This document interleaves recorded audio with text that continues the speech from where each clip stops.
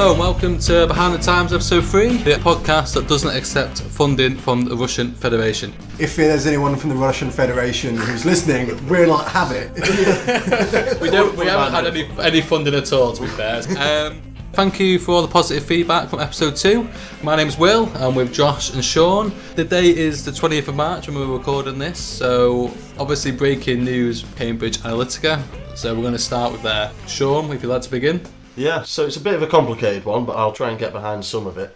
Cambridge Analytica, they most recently worked on the Donald Trump campaign. They've said it's thanks to them that he did so well. There's also been claims that they were involved in the Leave campaign, however they've refuted this. What's interesting about that is their Director of Programme Development, Brittany Kaiser, she spoke at an event hosted by Leave.eu and stated that they had been approached by the campaign as people to potentially work on it. So online data gathered by election consultancy firm Cambridge Analytica seems to have been gathered illegitimately, some are saying illegally, by using a Facebook app designed as a survey to gain permission from users purely to access their information and the information of their Facebook friends. It's also been reported that they've accessed around 50 million different Facebook profiles. I don't understand what exactly is so shocking about this event. Facebook have not said at any point that anything that Cambridge Analytica have done has been illegal. They've actually used Facebook's platform in the way that Facebook has designed it. The way it's been reported on is that it's been a data breach, but there has been no hacking. There has not been a data breach, and Facebook themselves have been clear on this. At no point were they hacked, and in fact it appears that their system has been working perfectly. I mean, the main issue really is regarding who Facebook allow to use their data that they harvest. I don't really see what the big uproar is. At the end of the day, Facebook are going to allow whoever is going to pay the highest price to use the data that they gather. Also, when people download these apps on Facebook, do they really know the terms and conditions behind it? Well, Facebook's argument is, look, we have terms and conditions. You can read those terms and conditions. If you have not read them properly, that is not the fault of Facebook, that's the fault of the consumer. Can I just interrupt in defence of the consumer here? Just because I sign a contract which says that you can stab me doesn't mean that you are then able to stab me and not be prosecuted for assault. No, but that's physical force. They're not talking about doing anything physical. All they're doing is harvesting the data which you willingly put on Facebook. Isn't the point here that we're not sharing it with the rest of the world? And we share data with all sorts of companies that we choose to share it with. Mm-hmm. But that doesn't mean that anything can happen with that data. So there are laws which restrict how data can be used. Of course, yeah. So there is a point here that says, well, they've signed up for T's and C's, so whatever they are goes. But that's not the case in criminal law. It's not necessary in any other contract law. The law of the land will overrule any contract, whether it involves physical harm or not. So there's kind of two levels of illegality here. There's breach of contract, which arguably Facebook hasn't committed. But there's also potential crimes involving the use of data that's illegal, and that's illegal whether or not there's a contract. The issue with the legality of the data that's been harvested with this particular app isn't about the people that have used this survey and then ticked the box to say that they allow them to use this data. What this particular platform done is it's not just allowed that individual users, it's allowed the company to then access the data of their Facebook friends. So that stinks quite badly. Just because I tick a box and say, yeah, it's fine, you can use all of my data, that does not mean that I've allowed them, or that you have given consent for them to then access yours. Just something I was reading up about it today, I read about that. That's not ongoing with Facebook at the minute. Facebook actually stopped doing that a few years ago. But it was something that was quite big that they used to get developers on board. Everyone remembers Farmville. Remember Farmville when it was on there? That's like one of the big ones. So basically they'll let developers use their Facebook to get content and get subscribers, whatever, and then once they've got the data, they can do with that data whatever they want. But Facebook were not keeping track of what they were using that data for, and that's the big problem, is that they were giving the data out, these developers were holding the data, but there was a wall, so they weren't seeing over the wall, and they were choosing not to see over the wall. What you were saying before about people sign up to Facebook, they take the terms and conditions but don't read them. Yeah. Most of us, and most people listening, probably teenagers when we signed up, or maybe younger, especially nowadays. Yeah. The rise in apps nowadays, like Snapchat, where it is more confidential and more private in quotation marks. It's probably not as well, but it seems to be more private. WhatsApp's big for that as well. Yeah, encryption and stuff like that, and they're becoming more and more popular because of that. It is technically not illegal what's gone on, but it's really because Facebook's saying we go in 10 years. It's not been around for long. Yeah. It's not really. It influenced elections like the Obama election, and there's stories coming out about that saying they've done other things that have harvested data as well through their election. It's evolved in politics a lot over the last 10 years, but it's not to say that it might not become illegal in the future. It takes something to rise up and someone to take notice for something to become illegal sometimes, if that makes sense. The big issue at the moment is that nobody is really that clear on exactly what has gone on. Developing story as we speak. This is the other interesting thing. So when the Information Commissioner went to get the warrant to enter Cambridge Analytica's London base, Facebook had their own lawyers and analysts in Cambridge Analytica doing their own data search, and information commissioners couldn't go in there. Just on the What's been reported is there an attempt at covering stuff up there? Have they took any files out and that kind of stuff? This is just what's been reported. I can't say whether or not. I don't think we should speculate too much. We can't speculate too much. No. Nobody wants a liable case. There was something you said just a second ago that really kind of tweaked my ear, because you were talking about Obama, and we know that Obama used Facebook really effectively and social media to rise to power. And we know that it's being used with Jeremy Corbyn. Momentum are really good, very efficient at using it. So is there going to be a little bit here of some people don't like Trump, some people don't like the Leave campaign? Are these just, snowflakey liberals hating on political opinions that they disagree with? I don't like Trump and I don't like the Leave campaign, but are we moving the goalposts because they're ideas that we don't like? This is an interesting point, because Obama used an app which allowed them to gather information on the people that use the app.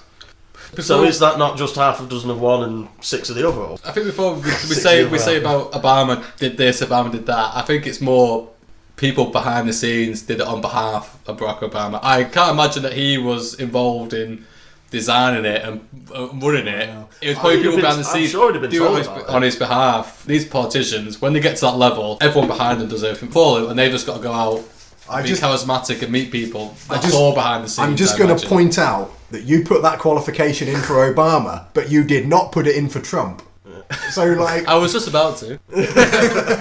Is there a problem that we're kind of saying, well, Trump's done this and it's really bad because they're mining data, when actually what we want to say is Trump's really bad because he's a racist and a misogynist and he's just an all-round dick, you know? I love what you did, what a libel Cambridge Analytica or Facebook, but he just said a lot about Donald Trump. Just a note of point, that is all of Josh's opinion, it's not the rest of the Behind the Times cast. That was honest opinion, which is exempt from libel law. Okay, so Cambridge Analytica has used Facebook data to target a campaign. What is different from doing that than the way that the rest of the data from every single website you go on is used? You know, you look at the way that Amazon works.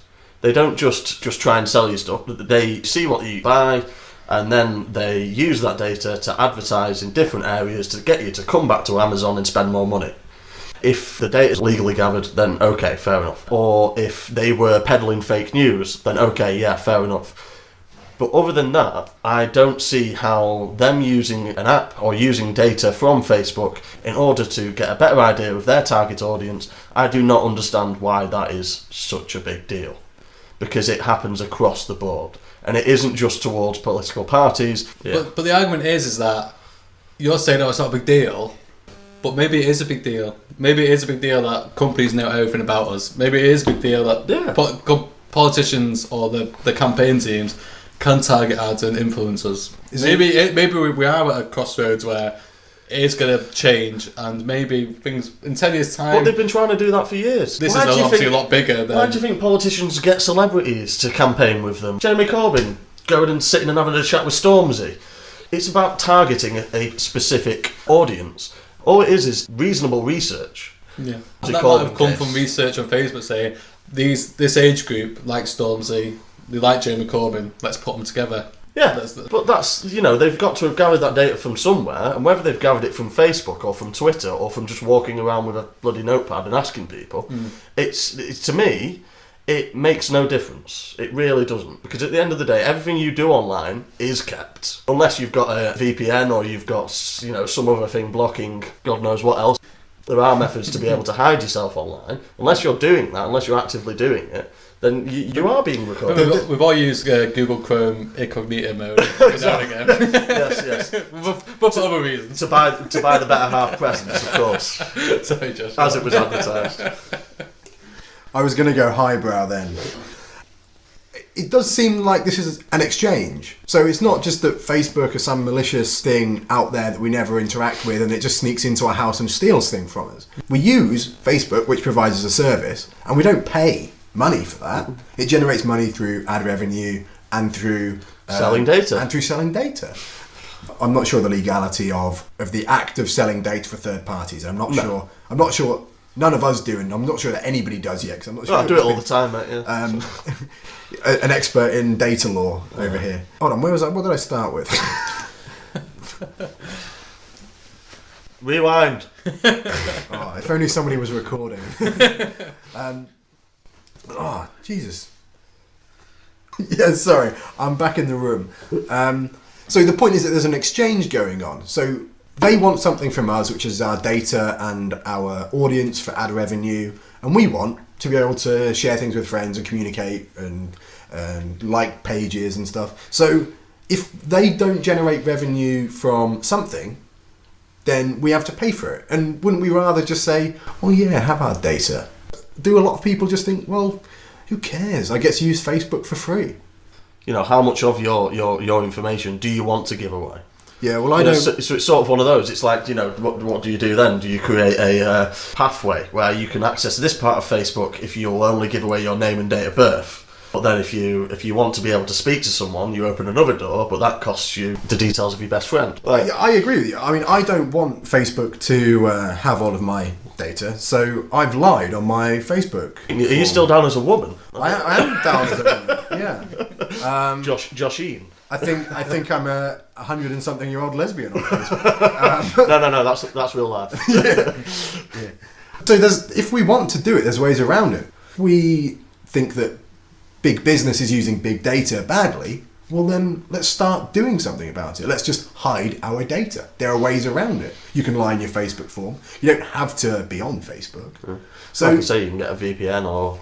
Yeah, I mean, there's all sorts of high-tech ways that I don't think we're particularly clued up on, of masking who you are online. Why don't we start looking into these ways and start saying that people should use them, rather than saying that the government should step in? Yeah, but then you've got the issue, if you make it more widely available for people to use these sort of VPNs and whatever else to hide your activity online, then you're going to make it widely available for criminals. Yeah, but I mean, these companies like Apple and Facebook and WhatsApp are refusing to hand data over to the police anyway.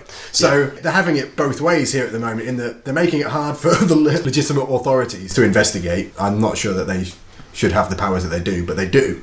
But they're also making it very easy for big business to access this data. So it's kind of like the worst of both worlds. The state can't access it to do supposed good, but business can access it to do bad. So let's just say that nobody should be able to access it. What's happened so far in terms of a company using data that has been harvested from Facebook, it happens across multiple companies throughout the internet. Everyone gets asked or gets a notification when they go on a website saying we use cookies. And the cookies is just one way of tracking what you're doing on that website. It's not like this is new to the internet either. Phone numbers. We've worked in call centres. Yeah. That's data. That's somebody's personal data because it's their home phone number.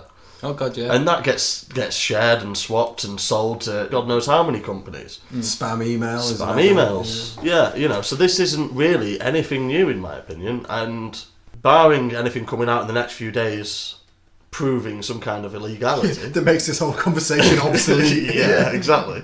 I don't see what the big deal is. Just to carry on from that, I remember when I was working with someone and we were starting a company, and we were trying to get leads, they call them, where basically someone we could ring and contact and stuff like that. So I was in contact with a data company, or like a lead generation company. They were trying to sell me, they'll be able to sell me, 10,000 people who want home insurance as an example. But I didn't really want to pay for it, so I asked if I could have a sample. And what he did, this guy, he sent me 200 people's details with 200 like links. So it had the name, the address, and the phone number, and he just sent me that on an email. And it was like an Excel spreadsheet, and it had all the details. It just made me think then that actually I could have done anything with that. I could have rang him, harassed him. You could have gone to the shouted house. abuse down the phone. It's like, he didn't know who the hell I was. I could have bought 10,000 names off him if I wanted to. I could have done anything with it. On the flip side of that, I remember when I bought a brand new mobile phone. It was a brand new number. I turned it on. Within an hour, I got a phone call for PPI. I've had the same thing before. But it was a brand new phone. The Obviously, they recycled the number. And I was like, what? And I rang Vodafone and they gave me a new phone number straight away and apologised. But it's just like, that's where we are. Everything's normal now, but a new generation will grow up and they maybe change it and they maybe fight against it. And in 10, 20 years' time, it could be the flip and everyone could be too isolated. And well, like I said earlier on, the new gold rush is data mining. That is where the money's being made at the moment.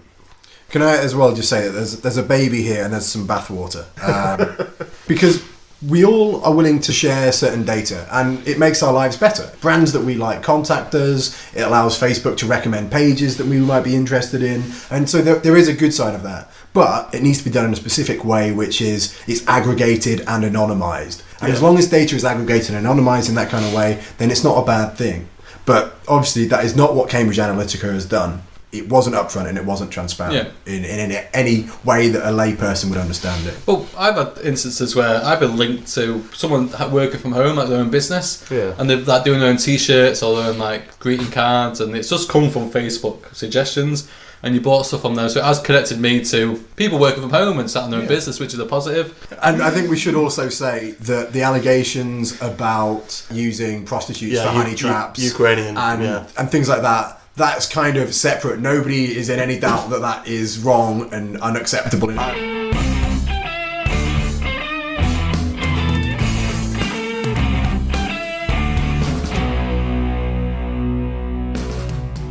Okay, so we're going to move on to another topic that is linked to Facebook, but it's a very different area. So we're going to kind of leave all of the Cambridge Analytica stuff behind us because I want to talk about free speech. So there's kind of two things that have been going on. So recently, Britain First has been banned from Facebook. It's previously been banned from Twitter. So they're complaining that their right to freedom of expression has been infringed. At the same time, Britain First Deputy Leader Jada Franson is been charged in Ireland with stirring up racial hatred. They're both currently in prison for unrelated offences, like harassment, I think it was. But there's the chance that one of those sentences could be extended because of this crime in Ireland, which is hate speech. Previously, we have deported Abu Qatada for hate speech, and Anjem Chowdhury has been in prison for hate speech.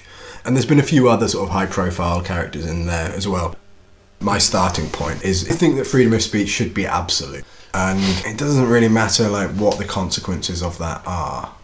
Right, I understand where you're coming from. At the end of the day, if you're going to have a country governed with the idea of freedom of speech, then that shouldn't prevent people from saying things, despite the fact that they are hateful. They have a right to give their opinion on certain matters, no matter how much hatred it is involved in that. The issue I've got with this in particular is one around civil liberties. We should have freedom of speech, but where do you draw the line? Because at some point that's going to inhibit someone's civil liberties, or that's going to encourage people to be aggressive or violent towards other sections of society. So you're asking where we draw the line between speech and actions, but we draw the line between speech and actions. Speech is very well defined. It's saying things, vocalising things. Actions are very different. So if I say to you, I think you should be killed, that's fine as far as freedom of speech is concerned, because I'm only saying things. The argument here is that potentially someone could be encouraging a group to go out and commit violent actions. That is infringing others. Okay, so let's imagine I say that Sean, you should be killed, and then Will comes along and kills you. The injustice there was committed by Will, not by me. I didn't kill you. Why would you say that I've infringed your civil liberties? I just said something. I say lots of things all the time. Like, it doesn't do anything. Yeah, but if I say the reason I killed him was because you suggested that should happen. I don't care, man. You killed him. It doesn't matter what I said. Yeah, but he's still dead. That doesn't matter. Okay, well, okay. For the record, I'm not dead. I'm not dead. Okay. But the point is, if you killed him because he bumped into your car, then you still killed him. It doesn't matter that he bumped into your car. It's not the bumping into the cars that infringed his civil liberties. You killed him. Like, that's... Like, I don't understand why we're so difficult. If I was listening to you on a podcast in my car, and the podcast was reasons why Sean should die, and he crashed into my car at the same time, can we not just talk hypothetically about somebody else rather than the one sat in the middle of you two? Okay, sorry. That still doesn't follow. So let's say that instead of, not Sean, we'll say Mr. S.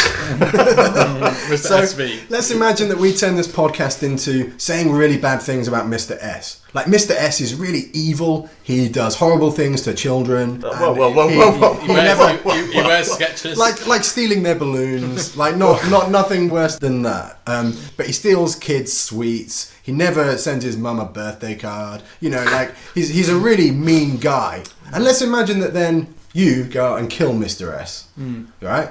I haven't infringed anyone's civil liberties if you act on things that I've told you. That's not my problem. If you kill someone, you're responsible. Okay.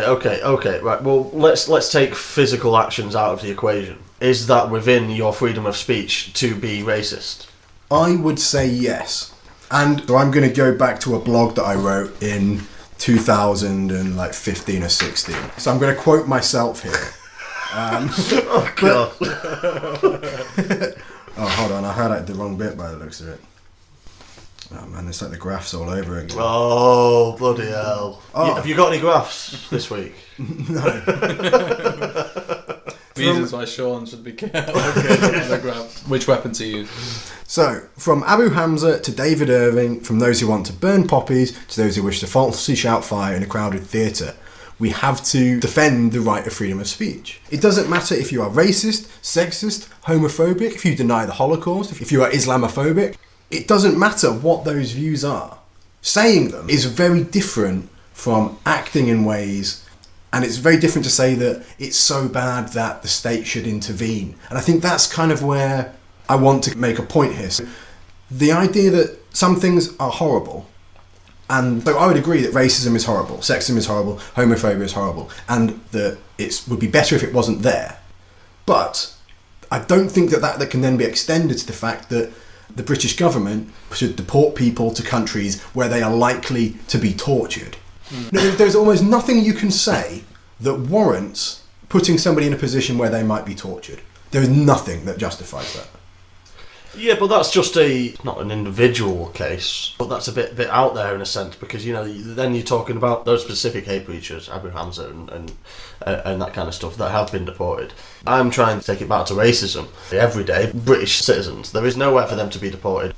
And I think this country has come quite a far way from previous racist acts which were commonplace. And I think that arguing from that standpoint on saying that, you know, people should be allowed to say this because of freedom of speech is just reversing us back 50 to 100 years. Right, okay. I want to just throw out why I don't think that's the case. Yeah. So all I have said so far is that the state shouldn't intervene with what people say. So there's a difference here between free speech and consequence-free speech. Right. So if, Sean, you turned around and were to start saying things that are very racist, that are homophobic, then we would no longer be friends.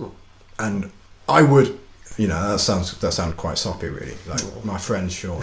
But we would no longer be co-hosts of this podcast. You know, so like, we can regulate how each other behave by the way we act. But that doesn't mean that I can lock you up. So that's the difference. So when, for example, Britain First gets banned from Facebook, I'm with Facebook. They should ban it because that is civil society. Yeah. And so what Facebook is saying is that we are an organisation, we have certain values, we have given what we've spoken about earlier, it's a bit difficult to say that, but we have certain terms and conditions that you must abide by, and if you break those terms and conditions, then you're out of our club. So you're going off essentially the Lockean social contract sort of argument? No. No? No.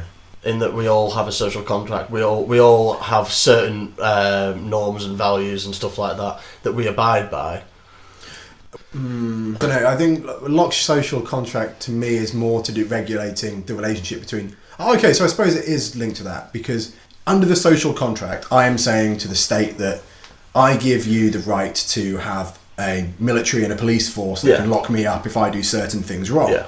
But I'm not giving you the right to lock me up for saying things.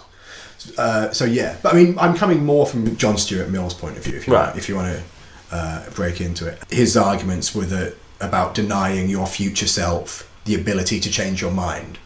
Right. So the idea from John Stuart Mill's point of view is that I am holding a set of beliefs right now, but I might change my mind in the future.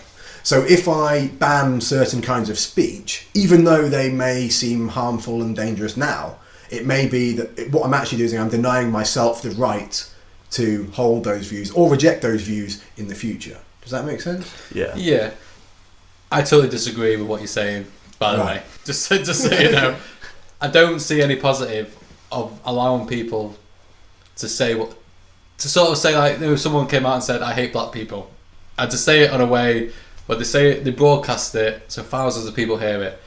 The difference is for us guys, especially maybe you guys more than me, if you've been to university and you're educated and you're from a good background in air brackets, you can sort of understand that if less likely to be influenced by people who are charismatic and are going to talk to you. There's a lot of people in society who will listen. So if this person says, I hate black people, I think all black people should die, there is people who will listen to that, who will believe it, and they will go out and commit crimes. This is why Abu Hamza was maybe deported, because they must have evidence of him influencing people to commit acts. Same with that, what's it called, that Chowdhury? Anjam Chowdhury. He's been known linked to people who have committed terrorist acts, and he promoted terrorist acts in the UK. And I don't see any advantage of allowing people to say what he was saying, because it doesn't make it go away, if that makes sense. So if there's always people saying hateful things, it means people always listen to hateful things. It means people will grow up listening to hateful things, and they will never change. My argument is that I don't believe there's any positive of someone on Facebook saying he hates a certain type of people, because there is people in this world who aren't of same mind, I guess if you call it that, who can be easily influenced. Yeah. And will go out and do stuff. The example, I know Sean don't like, but the example of what you're saying about Sean, you saying Sean should die, someone coming out and doing it, only if it's 1-2% of the population, there is people out there who do listen to that. And that's why we have these situations. But you're talking as though by criminalising these things, we eradicate them and none of this stuff happens. And that's clearly bullshit. So if you're going to make that argument, you need to show that by banning this speech, you're making it the problem better. And you can't show that. But what I feel is people. We need evidence. That's what we don't want. That's what I don't want. I feel like people will grow up not hearing it, so it will slowly fade away. If that makes sense. Like, kids don't grow up being racist. It's drilled into through parents and peer groups. And I think if people don't hear it, it won't entirely go away, but it will go smaller. There needs to be a point made as well about groups like Britain First and hate preachers. Stopping them from having a platform, no platforming people like that, essentially forces them to go underground. That does not make them go away. But it limits it. It limits it massively. That's the thing. It doesn't. Most of the evidence does suggest that this doesn't. And I mean, actually, forget hate preachers. Think about other groups currently in Turkey that are working underground, which we'd argue, or most people in the UK or in the West would argue, are a positive thing and they're being discriminated against. But they're working underground. They are working illegally. By not allowing them to have a platform, that does not mean that they go away. Is the point I'm trying to make. Yeah, and actually there was a really good set of Channel 4 documentary on this a couple of years ago, where the New Labour sort of equality czar, who was very influential in bringing the hate speech legislation through, kind of threw his hands up and said, this has not worked out like we thought it would. It hasn't made the problem go away. It hasn't eradicated racism. And since that legislation has come in, organisations like the National Front have expanded membership. These are banned organisations. We've had more racist attacks now than we used to. In recent history. But the thing is, do we? Or is a lot of the stuff a lot more recorded now? Is a lot more CCTV going on? Is a lot more social media now, where it is widely circulated? Reported, yeah. Is it less than what maybe happened in the past? But we know a lot about it a lot more. There's a massive argument for that side of it as well. There is an argument about reporting data. So that is true. But we're only talking about the last 10 years or so here. So we're not talking about historic stuff. So I agree, yeah, perhaps there is a bit of that. But is it going to be so much as to skew this completely? Kind of no. But the other thing this guy kind of talked about was that people are so scared about infringing these very sensitive cultural issues that they limit themselves, and it causes harm. So things like when there are gangs of certain cultures committing crimes, the police don't want to get involved because they're worried about the equalities legislation. And that works for kind of a lot of ethnicities. It's not to single out any one place or case. So it does have damaging side effects, this kind of stuff. But there is, on a global scale, a bigger danger. Because if we limit freedom of speech in this country, we justify other regimes doing it in their countries. So the only way that we can maintain the moral high ground in Turkey, where they arrest and torture journalists, is if we say, kind of, like, you can throw your hands up and say, everyone can speech, that is uninfringible. It is absolute. Because all they're saying, really, is, in this country, we believe these things are good and these things are bad. And you're not allowed to say the bad things. And then Turkey comes along and says, well, that's just what we think. We think these things are good, these things are bad. You're only allowed to say the good things. And then they lock journalists up and torture them. When we try and tackle those kind of lesser issues, and of course for the people who face them, they're significant issues. But if we can tackle those through open debate, and again, it seems patronising to say that some people are idiots, so therefore they'll be racist. Well, we can stop them being racist, not by stopping them hearing those things, but by telling them, this racist stuff is clearly bullshit. Oh, God, yeah. You know, so let's take these racists and these fascists and these xenophobes and Islamophobes, let's talk to them, let's hear what they've got to say, and let's laugh at them. Let's point out how stupid they are. Don't ban them. Yeah. You see what I mean? So, for two reasons. We shouldn't be banning speech because it's only speech, and we should kind of just deal with it and get on with it as much as possible. But two, it makes the problem worse. If what you want to do is remove hatred from the world, you can't ban it because it still exists. I think the way you're viewing it from a viewpoint of someone who is educated and can take a step back and think, actually, I know that guy, what he's saying isn't true. I know he's talking bullshit. I know he's picking facts and he's making it work for his argument. But my argument is, there's people in the society who can't view it like that, and they do take it as read, and that's why people can't be allowed just to come out and say what they want when it is so hateful. Firstly, I think that's a really bad argument because it's an argument against democracy. It's an argument against all sorts of freedoms because they'll make bad choices. They're idiots. It's a really, really dangerous argument. Yeah, but it's dangerous where people going out in the world, and maybe not in the UK, but in America, you see it quite a lot where people are influenced and they go out and do hateful things. I understand what you're saying about letting people say what they want. I know it's hard to have rules saying these people can't say this, but everyone else can say that. I understand that, but there's got to be something in place to stop certain things exploding. And I agree with that. That's what I'm getting at. I mean, everyone can't just say what they want all the time, basically. No. Okay, hold on. People should be able to say what they want all the time. But if you come out and say, I hate black people, you should lose your job. And I have the right of freedom of speech, so I should be able to go to your employer and say, they should be fired. They are an employee of this company. You are represented by them. If they say that, that's you saying that, indirectly. So I should be using my freedom of speech, not to shout down that person, but to go to the employer and say, I'm not going to come to your business because of these values that you're fostering. And then I can go elsewhere. Yeah. And so we can regulate society without the state. That's what I'm saying. That's all I'm saying. So people who are racist should be named and shamed, put on social media, they can be whatever, and then they should be fired from their job. People who associate with them should be ostracised, and then we do it that way. At the same time, they have the freedom of the right of a fair trial. Even on social media, they have the freedom of speech to defend themselves. Yeah, but that's only their freedom of speech. But that's the freedom of speech. But by advocating or going down the route that you're saying, if the majority of the community turn around and go, okay, you're sacked from your job, ostracised from the community, they then have lost their freedom of speech. No, this is the misconception. So I should be allowed to say what I want. but I don't have any right to demand that anybody listens to me. They're completely separate issues. So I can say, I'm saying that if you want to say whatever you want to say, that's fine. But I don't want to be near you, and I don't think other people should be near you. And I should be able to say to those people, don't be near him, he's a racist, come over here with me. That's what I'm saying, but it's only freedom of speech that allows that. We don't need the state to get involved. And if you're left in an empty room shouting racist remarks, well, who cares? If he stood in a corner saying racist remarks, after a while, someone's going to be like, oh, actually, I like what he says. I'm going to stand with him, and I'm going to start saying it, and then someone else is going to start saying it. Yeah. That's what I'm getting. People who think the same will gravitate, go with each other, and grow and influence more people. But that's why you've got to try and... Racists will stick together. So what are you going to do, though?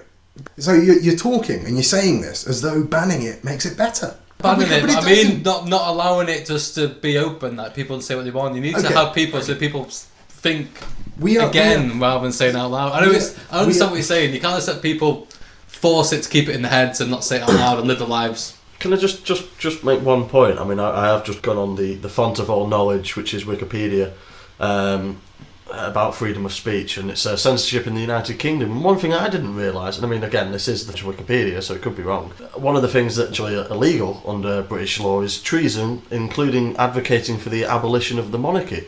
Which, to be perfectly honest, I mean, I didn't realise it was illegal to say that you'd abolish the monarchy. I mean, I've done that multiple times. Yeah, I mean, I'm an avid Republican, I agree with you. And I'm going to refer back to the blog article which I wrote, because it's about Anjem Choudary and his deportation. So Anjem Choudary was charged with the offences under Section 12 of the Terrorism Act of 2000, which states, a person commits an offence if he invites support for a prescribed organisation. That's insane. This is the Terrorism Act that should cover things like terrorist acts. And the head of the investigation into Anjem Choudary, he said, the oath of allegiance was a turning point for the police. At last we had the evidence that they had stepped over the line and we could prove they supported ISIS. That's complete bullshit. I was a scout, right? And I pledged allegiance to the monarch and God. I'm an atheist Republican, right? Like, it doesn't mean anything. And he went to prison from that. And the investigating policeman says that an oath of allegiance is the turning point in this. Is that the society we want to live in? Really? I know what you mean, yeah. I think that we are better than people like Anjem Choudary, who would lock all these people up because of what they believe and how they act. I think we're better than that. Not because we're Christian or white or British, but because we let people we disagree with do things we disagree with. And that's what makes us good. And if we start banning stuff that people say, well, why are we any different to that? Yeah, it's made me think what you said about the monarchy then, because I'm the same as you. I would actively promote not having... I don't know if it's how legal it is.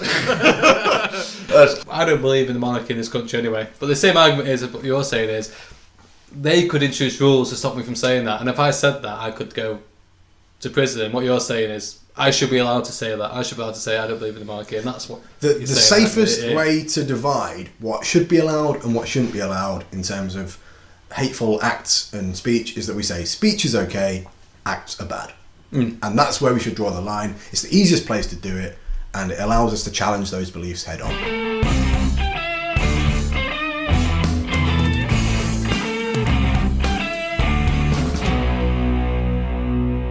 To finish the podcast, we're going to talk about what's happened over the last couple of weeks now. It's been in the news about the assassination of the Russian spy, I guess we can call him, in Salisbury. And obviously Britain's response to what happened. And can we really have an effective response to Russia? And what can we do? Obviously Russia has such an impact on our society. Maybe not as much outside London, but definitely inside London it does. And yes, we've expelled diplomats, and yes, we've put stories out in the media, and the Defence Secretary has come out and told them to shut up and go away. And that's very scary and very effective. Yeah, we've all got our own opinions on that as well. Bloody childish. We're in a position as a country where we'll happily take money from Russia. We'll allow them to buy our properties. We'll allow them to buy our football clubs. We will go to the World Cup and be a part of that, and we will promote it. And we'll allow them to have free speech in this country. Russia Today, the stuff that they do on social media, which we talked about. The problem is, what can we do about this? Do we go to war with Russia? No. Do we sanction Russia? Well, we can't on our own. For one, there isn't the world power empowerment to do it anyway. And two, we don't have the backing of America right now to do that. Maybe. The European Union probably won't.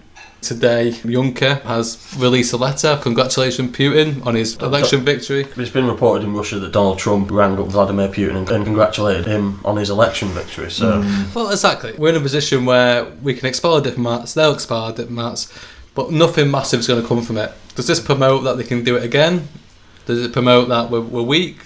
It's not necessarily something that's been talked about a huge amount, but it's something that I find fairly interesting.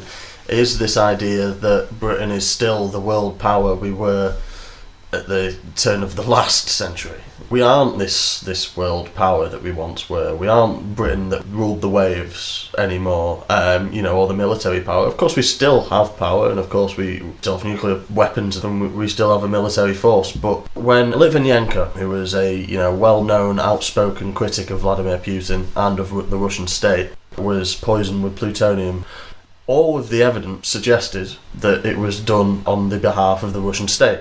That this was the killing of a spy that's gone turncoat. And yet, at that time, Theresa May, who is now our Prime Minister, was the head of the Home Office. And she flat out refused to have an investigation into the murder of Litvinenko. The reason why was because it was not the right time to start stirring up diplomatic tensions with Russia. And yet, now is the correct time. And I don't want to go clutching at straws or anything, but the only reason why I can view it being the right time to do it now was because it's at the same time as them signing off on the transitional... The Brexit transition. The Brexit transition. And what better way of distracting people than by going, look at Russia. Yeah. There was an element of Theresa May saying they have 24 hours to respond, which reminds you of the notification sent to Germany after invading Poland. Yeah. Say they have 24, or if they have not responded by midnight tonight, a state of war will exist between. And it had that feeling about it, you're right. Yeah. I think what Theresa May was doing was trying to drum up a bit of nationalistic pride. I think she's really gone and ballsed it up. There was a very good article in The Spectator this week, which was basically saying that Corbyn was right. And it's not often you hear a magazine like The Spectator supporting someone like Jeremy Corbyn. And the point was that Russia was so clearly in the wrong. It's completely clear that Russia is behind it. Or sufficiently clear, anyway.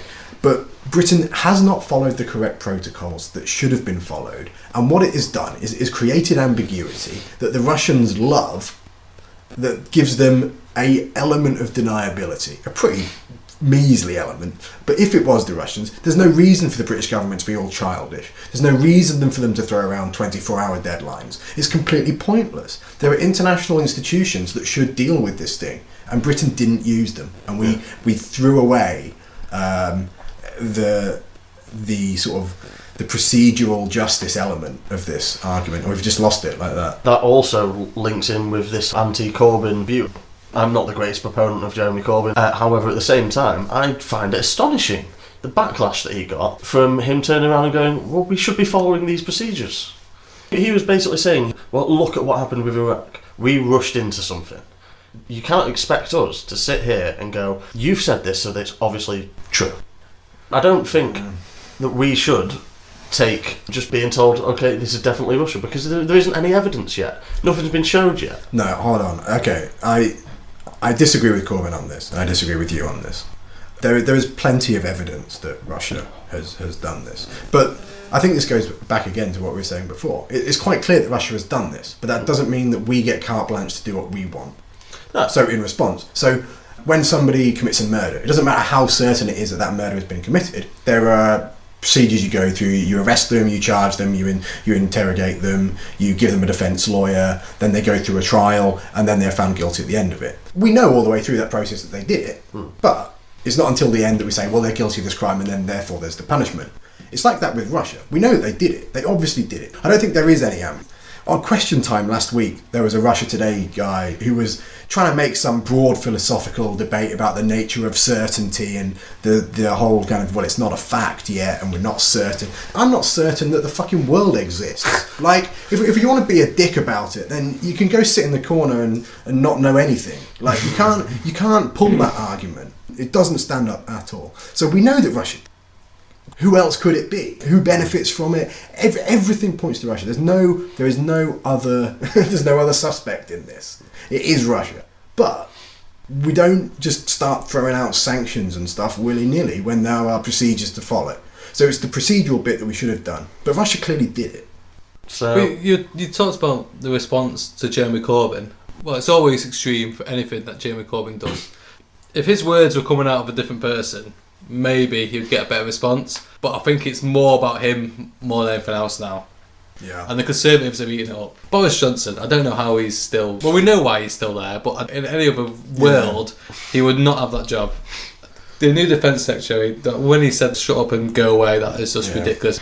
You've got David Davis doing whatever he does in Brexit. He's just give up loads of red lines that they'll never cross in the transition period.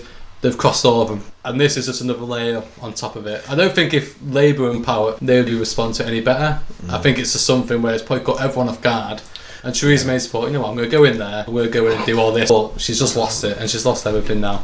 We say that if someone else had been saying what Corbyn has been saying, it would have been interpreted differently. And I think that is true. But I don't think that it's entirely external to him. So Corbyn's a key figure in the Stop the War movement. The Stop the War movement has been very quiet on Ukraine. It was very quiet on some of the Russian expansion on its eastern and southern borders. So Jeremy Corbyn makes a rod for his own back here because I do not think that he is consistent with his foreign policy outlook. to take it back to Theresa May, so at one point she was quite happy to prevent an investigation into what happened to Litvinenko. There's been further reported on misgivings surrounding the Conservative Party and Russian money. There's a prominent Putin advisor, and his wife won a tennis match with Boris Johnson and David Cameron. And there's been similar allegations of the Conservative Party, or at least Conservative candidates, receiving money from Russian citizens. And then, of course, there's all the money that's invested in London, like you touched on earlier, about football clubs. I mean, you need to look at Chelsea, Arsenal, Roman Abramovich and Kuzminov. Are we really able to stop the flood of Russian money into this country? And also, do we really want to stop the flood of Russian money? There's the argument about them buying up housing in London, but you could say some of that money eventually goes to other areas. It doesn't though in reality, because a lot of it gets taken out of the system and shell companies done it really. We're based in Manchester, aren't we, where we record this. Manchester's notorious in the media at the minute for allowing developers to develop flats without any social housing. A lot of them flats are being sold straight off plan out of the country to Russia, wherever. The big thing about Russia as well, they do control a lot of, not just money, but they control a lot of resources as well that Europe needs. And I said, remember, talk about Crimea, didn't a passenger jet get shot down where civilians died? Yeah. And it came from Holland, Netherlands. Dutch, yeah. And it was never officially connected to Russia, but the weapon that was used was spotted in Russia, whatever. But I said, that was a time where you should have expected governments to, what's going on is totally wrong. Why is the World Cup still in Russia for one? I think England should have pulled out of the World Cup. But if England are going to pull out, they need France, Germany, Spain. But take a step back and to think, to be fair, it'd be a pretty big message. Every European country said, you know what, we're not going to go to that World Cup. Because that would affect them a lot more than diplomats being kicked out of the country. Last time we kicked diplomats out of the country, they all went back to Russia. A lot of them got top jobs in oil companies. Some of them became big celebrities over there. A lot of them got their own TV show. It's not a big thing for them to be sent back. Affected them more will be all these countries not going to the World Cup, and that will really hurt them. We've just seen a massive sham of an election in Russia where the main candidate who could have stood has been locked up and banned from standing on trumped up charges, and the top candidate before him was assassinated only a few hundred yards from the Kremlin. Like shot. It's insane. So you're right, in a sense, this kind of assassination is just kind of like, well, in the broad scheme of things, it's nothing. We should have been pulling out from Russia ages ago. We should have been blocking Russian money ages ago. Our hands are already covered in blood. There's a really interesting article in The Economist that came out recently, which, funnily enough, I'm just reading part of right now. We bored him, obviously. Well, no, it's incredibly relevant. It's talking about going after Russian money in the UK is really a bad idea. The amount of funds which come primarily from Russian people, Russian expats, that live in the UK and live in London is astronomical. One example is to do with a case between Roman Abramovich and the late Boris Berezovsky that generated between £3 and £10 million for the one personal barrister representing Roman Abramovich. Yeah, but who cares if he loses his money? I don't give a toss. Like, no, but that's just a small example. That's just a tiny small example of one case of the amount of money that is being generated in London. So when we say that it's creating money for some people, well, yeah, it's creating money for some people. But lots of other people are being screwed over at the same time. So if those people lose some money, I don't lose any sleep. Okay, we start removing the money that Russians have invested in our country. How is that going to affect Russia? Really? Primarily, how is that going to affect Putin? Because that's what we're talking about, really. Because the material conditions of people in Russia do depend on their exports, on their prestige, on their currency strength, and those things are affected by sanctions, and so it does attack Putin's base. No matter what he does, if Russian people are made poorer, if they feel it in their pockets, then Putin will feel it. Right here, right now, it doesn't, because he's just been voted in for another 6 years. Right now, he's probably his most powerful because he's been another 6 years. Yeah, that's a sham. But the thing is, there's a lot of people in that country who are deeply unhappy. But obviously, we'll never hear about it here in Manchester and England. The media will never know about it here. But on the ground, they will. But like you said, if every opposition leader is being arrested or killed, for example, then nothing's. It's going to be hard for people to change, and that's why it's so. Dictatorships are never ended through a charismatic opposition leader. Dictatorships are ended by people coming onto the streets because living conditions are bad. Yeah. That's what happened in Eastern Europe. That's what brought down the Soviet Union. That's what caused the Arab Spring. It is mass movements. And one of the best ways to get mass movements started is to start to squeeze their pockets. But the flip side of that, do we want that to happen to Russia? Yes. But the thing is, do we want Putin to be taken out of there and someone worse to be put in there, or the country to entirely fall apart and it just turn into a country where, I don't know, it's just a narco state or oil state where maybe Putin being there, yes, he is bad, but like look what's happened in Libya, and look what's happened in other Arab Spring, for example. Are some of the leaders that are in there now better than what they were before? Right. Let's do an outro. All I was going to say was, one of the things I read about the Cold War was what America used to do. They used to change the street name of where the Russian embassy was in America to like famous exile from Russia, and then Russia used to change the street name of American embassy to something like offensive to America. So when they send stuff to the embassy, it's like, we hate George Bush Street or something like that. We should do that here. Name the road the embassy's on after the guy who got assassinated or something like that. Yeah, let's do an outro.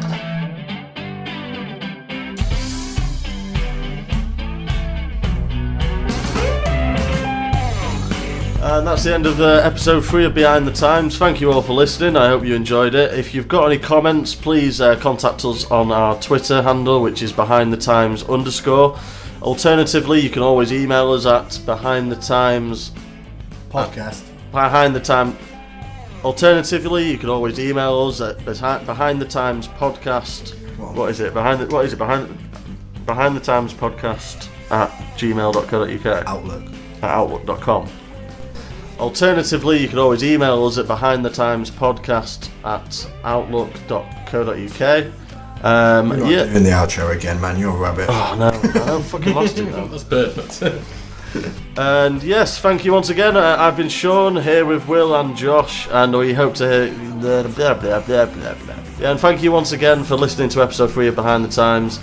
We hope that you'll listen again to episode 4, which should be coming to you within the next couple of weeks. Thank you. Bye bye. Like, share and subscribe.